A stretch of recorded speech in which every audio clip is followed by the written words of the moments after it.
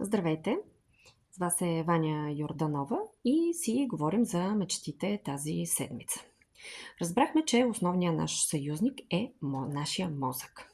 Обаче съществува сега тук дилемата как ние всъщност да убедим нашия мозък да работи за нас. И всъщност, кой е господаря? Вашия мозък или вие?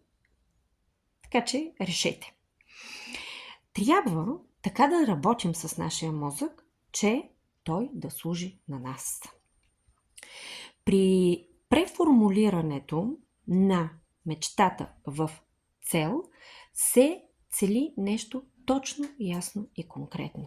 И то е: в самата цел се съдържа и командата, която нашия мозък ще я разгадае веднага. Затова, защото в целта е ясно, точно, конкретно показано и казано на нашия мозък какво точно трябва да прави, кога да го направи, по какъв начин да го направи, така че нашия мозък да ни бъде съюзник. В моя платен курс Бъди мечта ще ви покажа 9-стъпкова технология за преформулирането всъщност на мечтата в цел. И когато това се случи, нашия мозък знае какво трябва да прави. Няма да се чуди, а веднага ще започне да работи, за да сбъдва нашите мечти.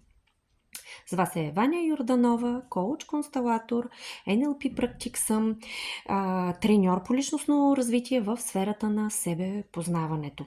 Ако желаете да се включите в проекта ми Бъди мечта, пишете ми на лично, за да ви дам допълнително информация. Довиждане, лек и успешен ден ви желая!